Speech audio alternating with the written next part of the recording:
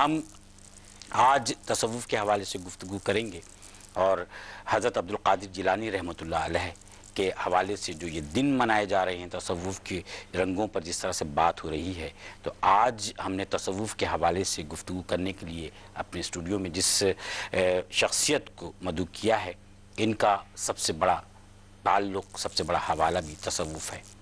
آپ نے نہ صرف پاکستان میں بلکہ دنیا بھر میں تصوف کے حوالے سے بندوں کو اس راستے اور اس راستے کی کامرانیوں پر چلنے کے حوالے سے گائیڈنس فراہم کی ہے۔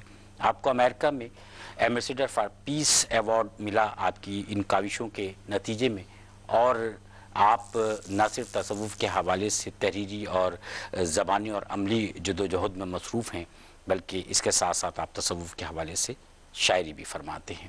ہمارے ساتھ تشریف فرما ہیں سجادہ نشین گھڑی شریف محترم حضرت خواجہ غلام قطب الدین فریدی صاحب۔ السلام علیکم سر۔ وعلیکم السلام ورحمۃ اللہ۔ سر، ہم تصوف کے حوالے سے آپ سے بات کرنا چاہ رہے ہیں۔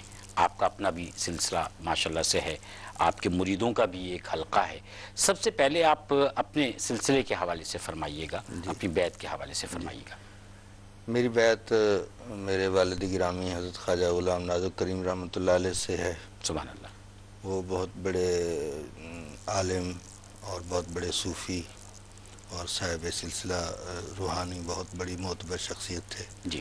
اور ان کی بیعت میرے جد امجد حضرت خواجہ محمد یار فریدی علیہ رحمت سے تھی، سبحان اللہ۔ جو 3 زبانوں میں انہوں نے عارفانہ کلام بھی لکھا۔ اچھا۔ فارسی، اردو اور سریکی میں دیوان محمدی کے نام سے وہ اچھا۔ اویلیبل ہے، اور ان کی نسبت بیعت حضرت خواجہ غلام فرید رحمۃ اللہ علیہ سے تھی۔ محترم، سب سے پہلے ہم تصوف کے حوالے سے اپنی بات کا آغاز کرتے ہوئے ایک عام آدمی کے حوالے سے جاننا چاہیں گے کہ آپ فرمائیے، آپ کے خیال میں تصوف کے اثرات ایک عام آدمی پر کس طرح سے پڑتے ہیں؟ جی، شکریہ شاہد مسرور صاحب، میں آپ کا اور ایئر وے کا شکر گزار ہوں، اور اکثر اوقات دیکھنے کا اتفاق ہوتا ہے تو تصوف کے حوالے سے جو ایئر وے کی پروڈکشن ہے اور کیو ٹی وی کی جو پروڈکشن ہے، وہ ایک امتیازی حیثیت رکھتی ہے کہ وہ تصوف پہ بڑی دلچسپی کے ساتھ اور بڑی محبت کے ساتھ کام کرتے ہیں۔ ہمیں اس بات کی بہت خوشی ہے کیونکہ اس کی بڑی ضرورت ہے۔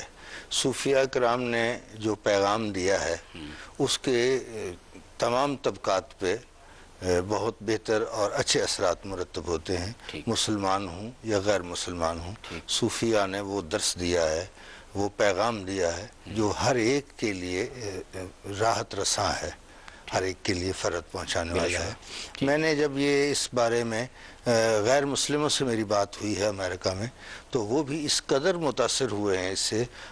اصل مسئلہ یہ ہے کہ ہمارا یہ میسج ہے صوفیاء کا، وہ صحیح معنوں میں لوگوں تک پہنچ نہیں سکا۔ اچھا۔ تو اس کے لیے میں بلکہ یہ ریکویسٹ کروں گا کہ جو میڈیا ہے، اگر وہ یہ چاہتے ہیں کہ ملک میں امن ہو، پوری دنیا میں امن ہو، تو وہ واحد صوفیاء کرام کا وہ پیغام ہے جو جس کے ذریعے آپ امن پھیلا سکتے ہیں۔ آپ اگر تاریخ کو دیکھیں تو آپ اس کو کیلکولیٹ کریں کہ صوفیاء کرام نے صرف افراد نہیں مسلمان کیے، قوموں کو مسلمان کیے۔ بلا شبہ قوموں، یعنی ایک تھوک کے حساب سے انہوں نے مسلمان پیدا کیے، اور وہ اب تک اسی وہی چیز ہے، وہ سلسلہ چلا۔ اچھا، آپ نے فرمایا کہ اصل میسج جو ہے وہ لوگوں تک نہیں پہنچ پاتا بعض اوقات یا بعض صورتوں میں۔ جی۔ تو آپ فرمائیے کہ تصوف کی اصل ہے کیا؟ جی، تصوف کی جو بنیاد ہے، میں اس کو آپ کی خدمت میں اصل تصوف دو چیزیں ہیں تصوف کی بنیاد۔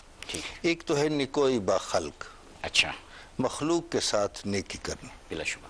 اب یہاں آ کے جو طبقات ہیں وہ یہاں کچھ فرق کر جاتے ہیں، یہ اپنے ہیں، یہ بیگانے ہیں۔ صوفیاء کے ہاں یہ نہیں ہے، نکوئی با خلق، خلق میں اپنے بیگانے سب آ جاتے ہیں، سب کے ساتھ نیکی کرنا، سب کے ساتھ بھلائی کرنا۔ اور دوسری چیز ہے صدق با حق، اللہ تعالیٰ کے ساتھ سچ بولنا۔ سبحان اللہ۔ مخلوق کے ساتھ سچ بولنا بڑا آسان ہے۔ اگر میں نے نماز پڑھی ہے اور میں کہوں کہ میں نے نماز پڑھی ہے، یہ ایک سچ ہے جو میں آپ کے ساتھ اگر بول دوں، لیکن اگر میں نے اس لیے پڑھی ہے کہ لوگ مجھے نمازی سمجھیں تو یہ خدا کے ساتھ جھوٹ ہو گیا۔ ٹھیک۔ تو اس میں دوسری چیز یہ ہے کہ آپ جو کر رہے ہیں وہ اس ذات کے لیے کریں، اور اس میں بھی ایک صوفیہ کے ہاں ایک فرق ہوتا ہے۔ یہاں عام لوگوں کے ہاں جو نیکی ہے اس کو آپ بڑے خلوص کے ساتھ کر رہے ہیں کہ میں اللہ کے لیے پڑھ رہا ہوں، تو وہ بڑی ایک اچھی نماز ہے۔ لیکن صوفیہ کے ہاں اس میں بھی ایک فرق ہے کہ وہ نماز جو آپ اللہ کے لیے پڑھ رہے ہیں، اگر اس میں آپ کی نیت یہ ہے کہ اس کا مجھے وہ معاوضہ دے، مجھے جنت دے، مجھے اس کا صلہ دے، تو وہ لوگ کہتے ہیں سوداگری نہیں، یہ عبادت خدا کی ہے، وہ بے خبر جزا کی تمنا بھی چھوڑ دے۔ تو اس پہ چھوڑ دیا جائے، تم اس کی محبت میں پڑھ رہے ہو۔ میں اسی طرح صوفیہ کے جو گروہ ہیں ان کی اپنا بڑی ممتاز شخصیت ہے حضرت رابعہ بصری، تو وہ فرماتی ہیں کہ یا اللہ اگر میں تیری عبادت دوزخ کے خوف سے کرتی ہوں تو تو مجھے دوزخ میں ڈال دے، اگر جنت کے شوق میں کرتی ہوں تو تو مجھے جنت سے محروم کر دے، اور اگر تیری محبت میں کرتی ہوں تو تو میرا ہو جا۔ تو یہ چیز ہے، یہ ایک فرق ہے ان میں۔ تو ہم ایک تو بنیادی طور پہ یہ ہے کہ تصوف کی یہ شکل سامنے آنی چاہیے، اور ایسے سلاسل، ایسے آستانے جو اس بنیاد پہ کام کر رہے ہیں ان کے جو میسج ہیں وہ میڈیا عوام تک پہنچائے، کیونکہ دوسرے اس طرح کے لوگ بھی ہوتے ہیں جو تصوف سے آشنا نہیں ہوتے اور وہ ایک لیبل لگا لیتے ہیں، تو اس سے وہ اس کی شکل تصوف کی جو ہے نا وہ ذرا مجروح ہو جاتی ہے، تو پھر وہ جو میسج پہنچتا ہے وہ صحیح معنی نہیں پہنچ سکتا۔ آج لوگ تصوف پر اعتراضات بھی کرتے ہیں، جو کہ آپ کی نالج میں ہوگا۔ آپ کیا سمجھتے ہیں کہ تصوف پر اعتراض کی گنجائش پیدا ہوتی ہے کہیں یا نہیں؟ میں سمجھتا ہوں یہ پہلی بات تو یہ ہے کم علمی ہے۔ اچھا، یہ میں بڑی معذرت کے ساتھ چاہوں گا، وہ صاحبان علم بھی ہوں گے، لیکن اگر اس راستے کا علم نہیں ہے تو میں اس وجہ سے انہیں میں کہہ رہا ہوں کہ یہ کم علمی ہے۔